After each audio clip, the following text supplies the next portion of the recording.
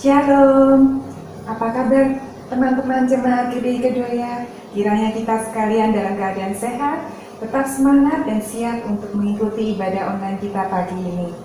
Tak lupa kami ingin menyampaikan kepada teman-teman yang merayakan Imlek, selamat tahun baru Imlek, kiranya tahun yang baru ini memberikan banyak kebahagiaan, berkat Tuhan, kemurahan Tuhan, perkenanan Tuhan akan menyertai kita senantiasa. Mari sebelum kita memulai ibadah online, kita mau bersama-sama menundukkan kepala dan berdoa. Allah Bapa di surga, kami mengucap syukur Tuhan atas hari baru lagi yang Engkau beri, atas berkat-Mu yang selalu baru setiap hari. Sungguh Engkau ajaib bagi kami. Tuhan Yesus, kami mengucap syukur atas perkenanan-Mu, atas penyertaan-Mu, kemurahan-Mu selama minggu yang telah kami lalui. Kami percaya kesetiaan yang sama akan menyertai kami di minggu-minggu yang akan datang. Tuhan Yesus, hari ini kami ingin mendoakan teman-teman kami yang ambil bagian dalam pelayanan ibadah hari ini. Kiranya Engkau berkati mereka satu persatu, Engkau memberkati usahanya, pelayanannya, keluarganya, sehingga apa yang mereka kerjakan sungguh boleh menjadi kepanjangan tangan-Mu dan memberkati banyak jiwa. Kami juga rindu memberkati hamba-Mu yang akan menyampaikan firman pagi ini. Kiranya apa yang disampaikan sungguh merupakan kerinduan dan isi hati-Mu saja, dan boleh menjadi penyejuk jiwa kami, boleh menjadi kekuatan yang memperbaharui semangat iman kami kepada-Mu. Tuhan Yesus, kami mau serahkan ibadah hari ini, awal, pertengahan hingga akhir, hanya di dalam penyelenggaraan-Mu saja. Di dalam nama Tuhan Yesus Kristus kami sudah berdoa dan mengucap syukur. Haleluya. Amin. Selamat beribadah teman-teman. Tuhan Yesus memberkati. Shalom jemaat yang dikasihi Tuhan. Kita berikan suara-suara yang terbaik buat Tuhan kita. Kita mau siapkan hati kita untuk memuji Tuhan. Haleluya. Let's praise Him together.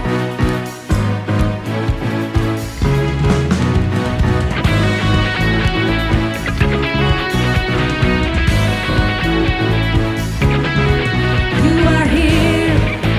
As we lift you up, you are riding on our praise. Be enthroned over everything. You are seated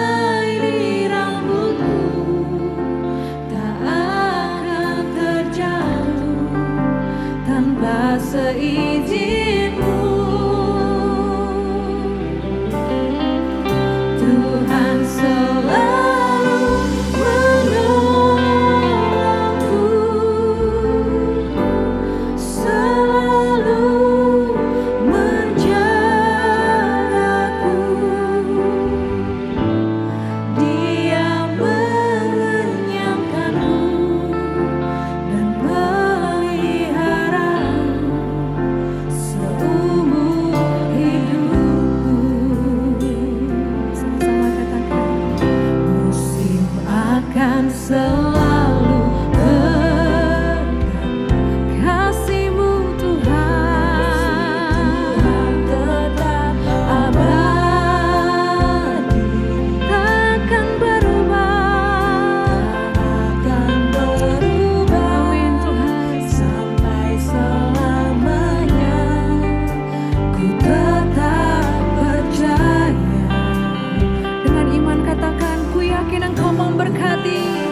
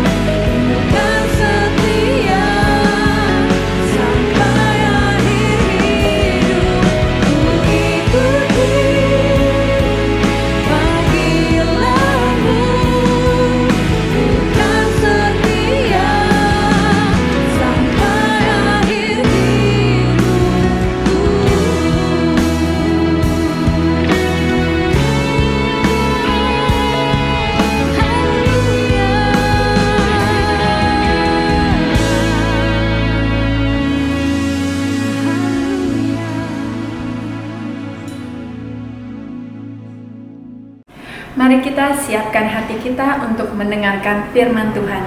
Sebelumnya, mari kita sama-sama berdoa. Tuhan Yesus Kristus, kami sungguh berterima kasih Tuhan atas kasih-Mu yang begitu sempurna dalam kehidupan kami, yang dimana kami begitu banyak kekurangan Tuhan.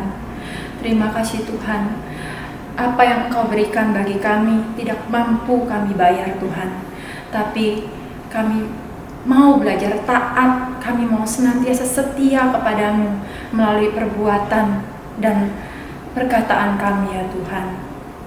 Bapa di surga, kami mengucap syukur sampai saat ini kami masih dapat menggunakan mata kami untuk melihat mukjizat-mukjizat-mu yang indah. Kami dapat menggunakan telinga kami untuk mendengarkan firman-Mu, dan kami dapat menggunakan mulut kami untuk memuji dan memuliakan nama-Mu. Terlebih lagi Tuhan, kami dapat merasakan betapa indahnya dan manisnya kasih-Mu ya Tuhan. Ya Tuhan Yesus Kristus, berikanlah dan lengkapilah kami di tahun yang baru ini dengan firman-Mu. Tuntun kami ya Roh Kudus, agar kami mampu untuk memenuhi harapan-Mu ya Tuhan. Urapi hamba-Mu yang akan menyampaikan pengajaran-Mu, agar Engkau pakai sesuai dengan hati-Mu ya Tuhan. Kami siap untuk mendengarkan firman-Mu dan kami mau menjalankan kehendak-Mu. Dalam nama Tuhan Yesus Kristus. Haleluya. Amin. Shalom saudara dikasih oleh Tuhan Yesus Kristus. Senang sekali saya Pendeta Ruben Adi Abraham bisa melayani Anda dalam ibadah ini. Hari ini saya akan menyampaikan firman dengan judul pembentukan karakter ilahi. Roma 8 ayat 29 sampai 30 berkata demikian. Sebab semua orang yang dipilihnya dari semula, mereka juga ditentukannya dari semula untuk menjadi serupa dengan gambaran anaknya, supaya ia anaknya itu menjadi yang sulung di antara banyak saudara. Dan mereka yang ditentukannya dari semula, mereka itu juga dipanggilnya. Dan mereka yang dipanggilnya, mereka itu juga dibenarkannya. Dan mereka yang dibenarkannya, mereka itu juga dimuliakannya. Saudara sekalian, Tuhan punya rencana yang sangat indah di dalam kehidupan kita. Tuhan ingin agar kita memiliki kehidupan yang kekal bersama dengan Dia di dalam kemuliaan sorga. Tapi ketika kita ada di dunia ini, kita juga akan dipakai oleh Tuhan untuk menjadi berkat bagi banyak orang. Untuk itulah Tuhan pertama-tama harus mengolah karakter kita, sehingga karakter kita menjadi serupa seperti Kristus. Sebab ada orang yang dia bisa khotbah, bisa kesaksian, tapi karakternya buruk sekali. Sehingga orang bukannya diberkati, tetapi malah menjadi tersandung karena melihat orang semacam ini. Nah, jadi Allah itu punya rencana dalam hidup saudara. Kita ada bukan karena kebetulan. Kita berkata kita sudah dipilih dari sejak dunia belum dijadikan supaya kita menjadi serupa dengan Kristus, sempurna seperti Dia adanya. Dan banyak orang-orang di dunia ini juga menantikan orang-orang yang berkarakter seperti Kristus. Dalam Roma 8 ayat 19, sebab dengan sangat rindu seluruh makhluk menantikan saat anak-anak Allah dinyatakan. Saya ingat satu kali ada seorang yang ternama dari India yang pernah tinggal di Pretoria, Afrika Selatan. Nah saudara sekalian, Mahatma Gandhi namanya. Dan dia sangat tertarik kepada kekristenan karena dia membaca tentang khotbah di bukit yang disampaikan Yesus yang penuh dengan kasih. Lalu satu kali dia pergi ke gereja ingin tahu tentang kekristenan, ingin kebaktian. Ternyata itu gereja untuk orang kulit putih, dia ditolak karena dia orang India kulit hitam. Sejak itu dia tidak pernah mau lagi ke gereja. Satu kali dia bilang, saya suka kepada Yesus, tapi saya tidak suka kepada orang Kristen. Karena banyak orang Kristen tidak mencerminkan kelakuan seperti Kristus. Waduh, betapa ini menyakitkan. Tetapi karena sikap banyak orang Kristen sedemikianlah, maka banyak orang menjadi tersandung. Kita ini sebetulnya adalah gambaran Kristus yang ada di atas muka bumi. Karenanya jangan kita jadi Kristen KTP, Kristen tanpa pertobatan. Ya, kalau nyanyi di gereja angkat tangan penuh perasaan, tapi kalau lagi dagang nipu orang juga dengan penuh perasaan. Ini tidak boleh. Ya, kalau di gereja amin gitu ya. Di gereja, di luar gereja nggak ada yang lihat, aman, aman melakukan dosa. Tentu hal ini akan menyebabkan kita menjadi batu sandungan. Seringkali nama kita terlalu bagus. Christian means Christ in someone. Kristen itu artinya Kristus dalam diri kita. Pengikut Kristus. Tapi kadang-kadang namanya terlalu bagus, sifatnya tidak seperti Kristus. Ada orang pernah naik bus, mereknya Bahagia, ternyata di perjalanan bannya kempes 2 kali, saudara-saudara. Sehingga dia terpaksa pindah ke bus yang lain. Lalu dia naik bus yang lain, yang lewat mereknya harum, begitu masuk baunya minta ampun. Nah kadang-kadang nama kita terlalu bagus Kristen, tapi apakah sifat kita mencerminkan kehidupan Kristus? Dalam 1 Korintus pasal 3, Paulus pernah menegur jemaat Korintus. Jemaat ini adalah jemaat yang penuh dengan karunia-karunia roh. Ada karunia nubuat, ada karunia bahasa roh dan sebagainya. Tetapi kenapa dicela oleh Paulus? Mereka tidak menunjukkan buah roh, karakter yang indah. Dalam Matius 7 ayat 20 Alkitab berkata, dari buahnya lah kamu akan mengenal mereka. Karena pada hari-hari terakhir banyak orang berkata, Tuhan, Tuhan, aku sudah bernubuat demi namamu, menyembuhkan orang sakit, mengusir setan. Tapi Tuhan bilang, enyahlah daripadaku, aku tidak kenal engkau. Hai engkau pembuat kejahatan. Loh kok bisa pelayanan tapi ditolak sama Tuhan? Yaitu karunianya ada. Kelihatannya pelayanan dipakai Tuhan, tapi karakternya tidak berkenan kepada Tuhan. Nah saudara, Tuhan mau agar kita sungguh-sungguh memiliki karakter ilahi. Berarti kita tidak boleh mengukur kerohanian seseorang dari karunianya. Kalau orang nyanyinya bagus, pasti dia rohani. Kalau dia bisa kesaksian bagus, bisa khotbah bagus, pasti dia rohani. Belum tentu. Dari buahnya, dari karakternya. Apakah dia punya kasih, sukacita, damai sejahtera, kesabaran, kemurahan, kebaikan, kesetiaan, kelemah lembutan, dan penguasaan diri. Saudara, menurut saudara siapa orang di dalam Alkitab, tentu selain Yesus, yang karunianya paling hebat? Paulus? Petrus? Musa? Menurut saya bukan.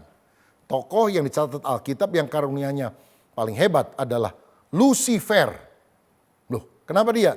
Dia pemimpin para malaikat di sorga. Dia pemimpin paduan suara sorga. Hikmatnya luar biasa. Kepemimpinannya dahsyat. Tapi karena dia tidak punya karakter ilahi, sombong, dia menjadi iblis, musuh Allah yang paling utama. Karena itulah saudara sekalian, kita harus mengizinkan Tuhan membentuk karakter kita. Dalam 1 Korintus 3 ayat pertama, Paulus berkata demikian, dan aku saudara-saudara pada waktu itu tidak dapat berbicara dengan kamu seperti dengan manusia rohani, tetapi hanya dengan manusia duniawi yang belum dewasa dalam Kristus. Saudara, Paulus menegur jemaat Korintus yang penuh karunia tetapi karakternya jeblok itu sebagai orang yang belum dewasa dalam Kristus. Kata Yunani yang dipakai adalah sarkinoi. Kalau dengar kata ini saya jadi ingat film boneka zaman dulu, si Unyil yang kecil. Si Unyil punya adik namanya si Kinoi, saudara. Jadi waktu disebut Sarkinoi saya ingat, wah ini rupanya Paulus sedang menegur Kristen bonsai, Kristen bayi rohani abadi yang tidak tumbuh di dalam Tuhan, yang karakternya tidak terbentuk. Buktinya apa? Ayat 3 dan 4 dikatakan mereka masih ada hidup dalam perselisihan, iri hati, ada kelompok-kelompok, ada klik, saya golongan Paulus, saya golongan Apolos. Padahal semuanya itu kan hamba-hamba Tuhan, bukan kultus individu yang harus kita lakukan. Tapi mari kita bersatu. Jangan gara-gara masalah sepele, gampang tersinggung. Ada orang loh saudara, kalau lagi di gereja lupa disalami oleh pendeta ngambek. Satu kali ada pendeta mendoakan orang yang anaknya mau diserahkan. Saudara, dia sudah baca nama anaknya dan ketika dia turun dari mimbar untuk menumpangkan tangan, berkatilah anakmu ini yang namanya, dia lupa namanya siapa. Oh Tuhan, berkatilah anak ini yang bernama, lupa, karena lupa papahnya si anak ini ngomong di roknya. Pendeta bingung kok ada orang namanya aneh di roknya. Berkatilah anak ini yang bernama, kembali si bapak berkata, di roknya. Karena udah 2 kali, mantep pendetanya. Dia bilang, berkatilah anak ini bernama di roknya. Waduh saudara, habis kebaktian ngambek dia, gak bawa ke gereja lagi. Kenapa? Karena nama anak itu sebetulnya Intan Ratna Permatasari. Loh, kenapa jadi di roknya? Maksud si bapak, di rok anak itu ada sulaman namanya Intan Ratna Permatasari. Diganti di hadapan Tuhan lagi katanya. Nah ini saudara sekalian, banyak orang yang tidak dewasa rohani, ada salah paham sedikit, ngambek, tidak mau ke gereja. Tuhan tentu tidak puas dengan situasi semacam ini. Dia ingin membentuk kita seperti tanah liat yang dibentuk oleh bejananya menjadi indah.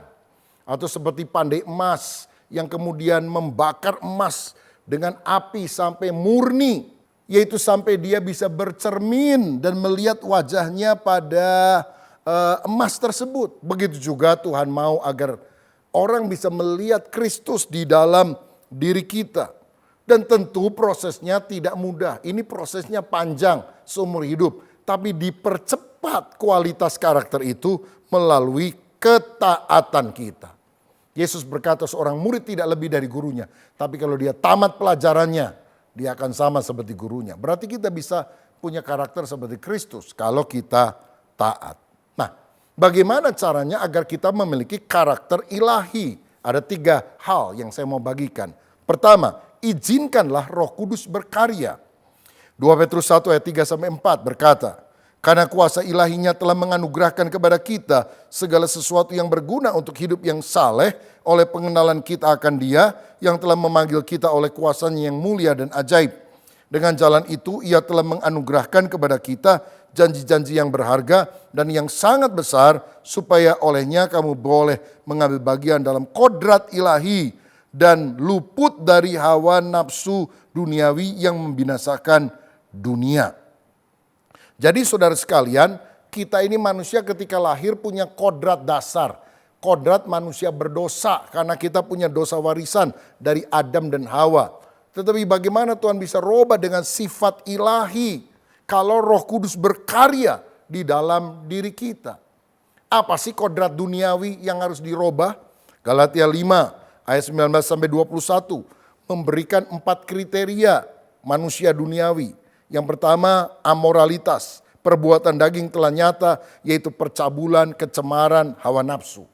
Inilah ciri manusia duniawi. Hidupnya cemar, penuh dengan hawa nafsu, hidup dalam percabulan, perzinahan, dan sebagainya. Yang kedua, okultisme, penyembahan berhala, sihir.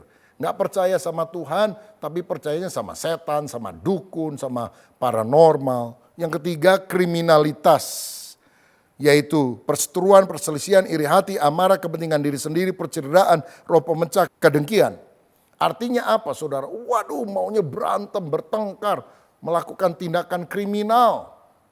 Dan yang keempat adalah pesta pora, kemabukan, pesta pora dan sebagainya. Gaya hidup hedon, hedonisme, maunya foya-foya. Lupa bahwa kita ini harus bertanggung jawab kepada Tuhan dan kepada sesama. Jadi kodrat duniawi yang berdosa harus diganti dengan kodrat ilahi. Karena apa? Karena kuasa Roh Kudus. Apa itu kodrat ilahi? Yang tadi saya sudah sebutkan. Galatia 5 ayat 22-23. Buah roh, kasih, sukacita, damai sejahtera, kesabaran, kemurahan, kebaikan, kesetiaan, kelemah lembutan, dan penguasaan diri. Nah kita harus tahu karya Roh Kudus itu terdiri dari 2 hal yang utama dalam hidup kita. Pertama, Roh Kudus itu melahirbarukan kita sehingga kita menjadi ciptaan yang baru di dalam Kristus. Yang lama sudah berlalu, sesungguhnya yang baru sudah datang. Bukan karena amal perbuatan kita supaya menjadi lebih baik, tapi dirubah 180 derajat ketika kita percaya kepada Yesus. Seperti Saulus penganiaya orang Kristen, ketika ketemu Yesus langsung berbalik 180 derajat, jadi murid Yesus malah jadi rasul. Orang yang diutus untuk memberitakan Injil. Karena manusia nggak bisa mengubah dirinya sendiri. Kesalehan kita seperti kain kotor di hadapan Tuhan yang tidak layak. Dalam Yeremia 13 ayat 23 dikatakan, dapatkah orang Ethiopia mengganti kulitnya atau macan tutul mengubah belangnya? Jawabannya pasti tidak. Masakan kamu dapat berbuat baik, hai orang-orang yang membiasakan diri berbuat jahat? Saudara sekalian, kita ini nggak bisa merubah diri dengan kekuatan kita. Hanya kalau kita sungguh bertobat, penuh dengan Roh Kudus. Kita bukan cuma jadi manusia yang lebih baik, tapi menjadi manusia baru di dalam Kristus. Satu kali ada orang pergi ke sebuah desa dan dia cari-cari sebuah tempat untuk membeli tanah yang luas, mau bikin pabrik, saudara. Lalu akhirnya dia lihat di sana ada sebuah tanah yang dia minati, lalu setelah tanya kepada pemiliknya, akhirnya deal satu angka. Nah, pemiliknya ini senang sekali karena sebetulnya dia itu ditawar lebih rendah dari harga itu aja mau lepas. Wih, ini dapat harga yang lebih bagus. Maka setelah orang itu pulang, setelah kasih DP, dia bilang bulan depan saya datang ya. Lalu saya akan kasih transaksi sepenuhnya dan kemudian saya akan mengambil tanah ini.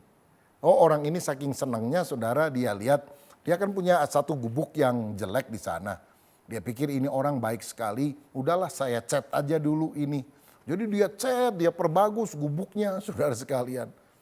Dan ketika orang itu datang sebulan kemudian dia bingung karena apa?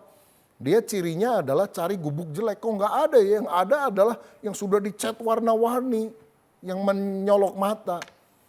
Untunglah akhirnya dia bisa ketemu juga tempat itu karena si orang tersebut yang punya tanah berdiri di luar rumah. Lalu dia tanya, kenapa dicat? Oh, kamu itu baik sekali jadi saya cat supaya lebih lumayan lah. Aduh, percuma. Sebab apa? Saya mau rubuhkan semua gubuk-gubuk lama ini karena saya akan dirikan sebuah pabrik yang baru. Saudara, Tuhan ingin saudara bukan jadi orang yang sedikit lebih baik dari dulu. Tuhan mau robah kita menjadi ciptaan yang baru dengan kodrat ilahi yang diberikan oleh Roh Kudus. Itulah karya Roh Kudus yang melahirbarukan. Tetapi Roh Kudus juga kemudian memenuhkan kita dengan kuasanya. Kisah 1 ayat 8. Kamu akan menerima kuasa kalau Roh Kudus turun ke atas kamu. Dan kamu akan menjadi saksiku di Yerusalem, Yudea, Samaria, dan sampai ke ujung bumi. Kalau kita lahir baru, status kita berubah. Dari hamba dosa menjadi hamba kebenaran. Menjadi anak Allah. Tapi kalau kita dipenuhkan dengan Roh Kudus dari tempat tinggi, kita bukan hanya menjadi anak Allah, tapi kita bisa hidup sebagai anak Allah yang bersaksi dengan kuasa Allah, berkemenangan atas dosa dalam hidup ini. Karena kalau Roh Kudus berkarya, dia bekerja keluar, memberikan karunia-karunia rohani supaya kita bisa melayani orang lain, tapi juga ke dalam, membangkitkan karakter ilahi sehingga kita menang atas hukum dosa yang selalu menarik kita ke bawah untuk hidup dalam dosa. Saudara tahu, kalau kita lempar benda apapun dari bawah ke atas pasti akan jatuh. Karena ada hukum namanya gravitasi yang selalu menarik kita ke bawah. Tapi kenapa pesawat terbang bisa berjam-jam di udara tidak jatuh? Karena dia menggunakan hukum yang menentang hukum gravitasi. Yaitu hukum aerodinamika. Sehingga dia bisa terbang di angkasa.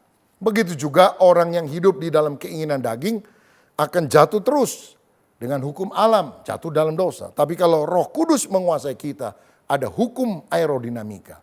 Karena itulah izinkan Roh Kudus berkarya dalam hidup saudara dan selalu jalin hubungan yang akrab dengan Roh Kudus. Jadi bagaimana supaya karakter ilahi itu ada dalam hidup kita? Izinkan Roh Kudus berkarya. Kedua, kita harus melekat kepada Kristus. Yohanes 15 ayat 4. Tinggallah di dalam aku dan aku di dalam kamu. Sama seperti ranting tidak dapat berbuah dari dirinya sendiri. Kalau ia tidak tinggal pada pokok anggur, demikian juga kamu tidak berbuah jika kamu tidak tinggal di dalam aku. Kita tinggal dalam Kristus, Kristus tinggal di dalam hidup kita. Paulus pernah berkata dalam Galatia 5 ayat 19-20. Aku telah disalibkan bersama dengan Kristus, namun aku hidup. Tapi bukan lagi aku yang hidup, melainkan Kristus yang hidup di dalam aku. Artinya apa? Ketika godaan dosa itu datang, kita bilang, aku sudah mati. Ku telah mati dan tinggalkan cara hidupku yang lama. Aku telah disalib bersama dengan Kristus. Sekarang kalau aku hidup, bukan lagi hidup bagi diri sendiri. Aku hidup untuk mentaati Kristus. Saudara-saudara, orang yang kasar, tapi ketika dia hidup di dalam Kristus, akan berubah menjadi lemah lembut. Orang yang membenci, dirubah menjadi mengasihi. Orang yang pelit, berubah menjadi orang yang berkemurahan. Nah, melekat di dalam Kristus itu harus diwujudkan di dalam dua hal ini. Yaitu hidup dalam firman Allah. Karena firman itu yang akan menyucikan kita. Kristus adalah firman yang hidup. Alkitab adalah firman yang tertulis. Sehingga keduanya tidak bisa dipisahkan. Mazmur 119 ayat 9 berkata, dengan apakah seorang muda mempertahankan kelakuannya bersih dengan menjaganya sesuai dengan firman-Mu. Kalau kita hidup mau bersih harus jaga dengan firman. Saudara sekalian, hati kita kotor, pikiran kita najis. Tapi kalau tiap hari kita baca firman, pikiran kita dikuasai firman, hati kita dikuasai firman, maka perkara-perkara ilahi yang indah akan muncul dalam hidup kita. Melekat kepada Kristus juga berarti kita harus hidup di dalam doa. Ada relationship, persekutuan, bergaul akrab dengan Tuhan. Sehingga kita dekat dengan Dia. Orang yang baca firman tahu target. Tapi dia nggak punya roket untuk mencapai target itu. Nah kalau kita berdoa, Roh Kudus akan memberikan kemampuan untuk kita bukan cuma tahu target hidup benar, tapi punya roket untuk mencapai hal tersebut. Dan yang terakhir, yang ketiga, bagaimana supaya kita bisa memiliki karakter ilahi, maka kita harus mempersembahkan tubuh kepada Allah. Roma 12 ayat 1 dan 2, karena itu saudara-saudara demi kemurahan Allah, aku menasihatkan kamu supaya kamu mempersembahkan tubuhmu sebagai persembahan yang hidup, yang kudus dan yang berkenan kepada Allah. Itu adalah ibadahmu yang sejati. Janganlah kamu menjadi serupa dengan dunia ini, tetapi berubahlah oleh pembaruan budimu sehingga kamu dapat membedakan manakah kehendak Allah, apa yang baik, yang berkenan kepada Allah dan yang sempurna. Saudara, jangan serupa seperti dunia, tapi berubahlah. Kata berubahlah dipakai kata metamorfoo. Dari kata itu muncul istilah metamorfosa. Berubahnya seekor ulat jadi kepompong, jadi kupu-kupu. Saudara, hidup kita kalau kita tidak mau dibentuk oleh Tuhan menjijikkan kayak ulat. Tapi kalau kita mau dierami seperti kepompong, kita akan muncul seperti kupu-kupu yang bulunya indah dan disukai oleh banyak anak, banyak orang karena menarik untuk dipandang. Nah karena itu Tuhan mau proses karakter kita juga jelek seperti ulat.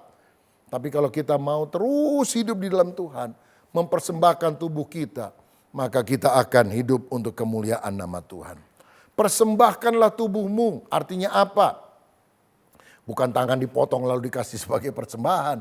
Tetapi semua seantero hidup kita tujukan untuk kemuliaan nama Tuhan. Misalnya, pikiran kita memikirkan Tuhan, firman-Nya, pekerjaannya. Jangan mikirin yang jorok, pikiran yang jahat.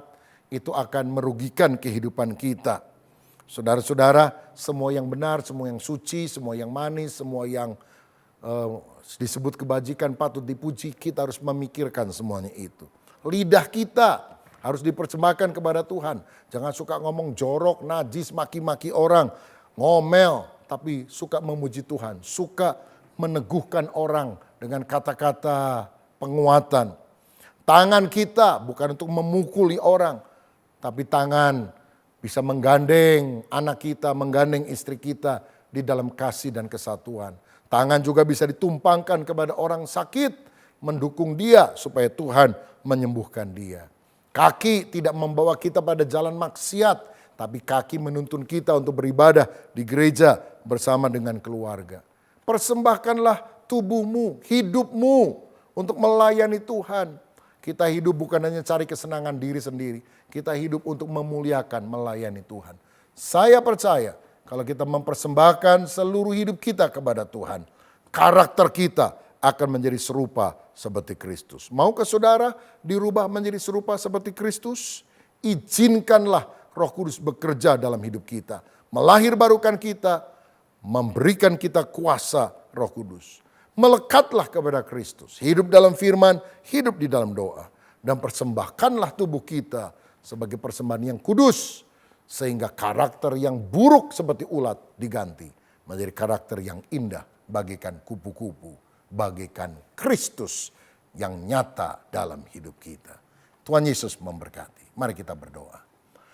Bapa Surgawi, hamba-Mu sudah menyampaikan firman-Mu. Kami ini manusia berdosa, penuh dengan perkara-perkara yang jahat. Tapi kami bersyukur ketika kami bertobat, percaya kepada Yesus, Tuhan mengubah hidup kami menjadi baru, sehingga karakter kami pun menjadi indah. Izinkan kami hidup di dalam kasih. Biar hidup kami penuh dengan sukacita yang dibagikan. Ada damai sejahtera, sabar melihat cacat celah kelemahan orang lain. Baik hati, murah hati, setia kepada Tuhan, kepada pasangan, kepada tugas-tugas yang dipercayakan. Tahan nafsu ya Tuhan. Dan banyak karakter ilahi yang Tuhan mau lakukan ketika kami persembahkan mata kami, telinga kami, mulut kami, hidup kami untuk kemuliaan nama Tuhan. Berkat-Mu atas kami supaya kami bukan hanya menjadi orang yang cuma terima perkara-perkara lahiriah, minta jadi kaya, sehat, tapi kami minta karakter ilahi dibentuk dalam hidup kami, sehingga kami bisa menjadi teladan bagi banyak orang. Berkat-Mu atas kami dalam nama Yesus. Amin. Tuhan Yesus memberkati.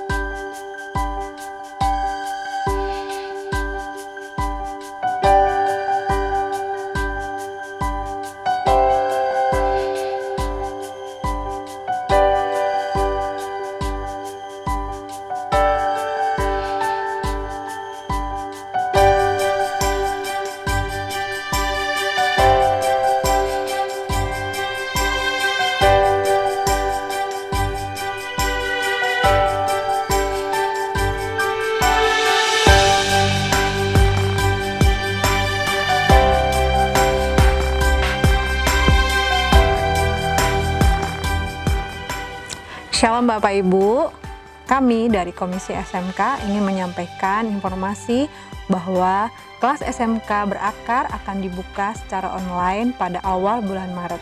Bagi Bapak Ibu dan Saudara yang sudah pernah mengikuti kelas ini atau yang rindu mengikuti kelas ini, boleh mendaftarkan diri kepada saya, Ibu Hera, di nomor di bawah ini. Nanti untuk ketentuan selanjutnya kami akan infokan bagaimana cara mengikuti kelasnya. Demikian informasi ini, Tuhan Yesus memberkati. Kelas pemuridan Saya Murid Kristus Berbuah Tetap diadakan kembali secara online. Acara diadakan setiap Senin jam 7 malam, mulai 15 Februari hingga 3 Mei. Bagi Anda yang telah memenuhi persyaratan, segeralah mendaftar. Berbagai tantangan, hambatan, dan masalah yang dihadapi pasangan suami istri. Untuk mengatasinya, kami mengundang kepada pasangan usia pernikahan yang masih baru hingga 5 tahun untuk bergabung dalam Kana Marriage Class. Diadakan setiap hari Jumat jam 7 malam, mulai 19 Februari sampai 9 April. Acara dilaksanakan secara online melalui aplikasi Zoom. Untuk pendaftaran, gunakan link berikut ini.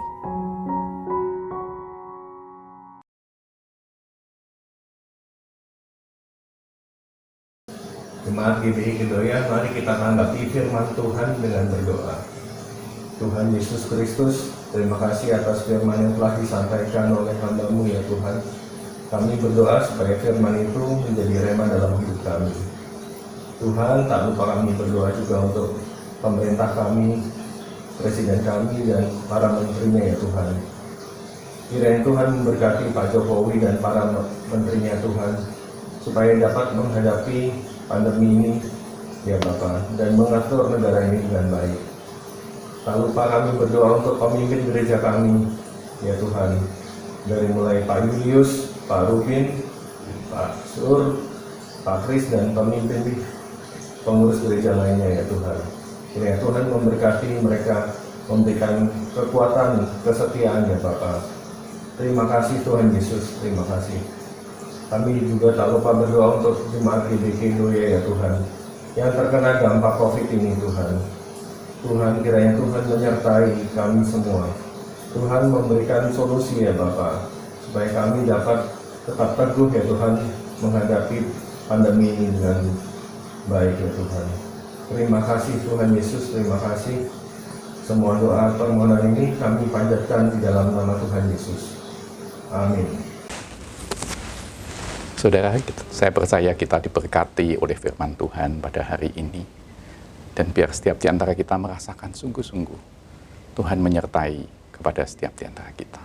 Kita akhiri ibadah kita dan kita panjatkan berkat yang daripada Tuhan. Angkat tanganmu, angkat hatimu, dan terimalah berkat Tuhan. Biar berkat daripada Allah Bapa, kasih daripada Tuhan Yesus Kristus, persekutuan dan penghiburan dari Roh yang Kudus biar itu tinggal di dalam hidup saudara dan saya. Sehingga setiap kita boleh mewarnai hidup ini bersama dengan Tuhan di hari-hari ke depan. Kita tetap berpengharapan hanya di dalam Kristus. Terima kasih Tuhan, kami percaya berkat ini akan menyertai setiap di antara kita, mulai dari sekarang bahkan sampai selama-lamanya. Yang percaya bersama-sama kita katakan, amin. Tuhan memberkati, salam sehati.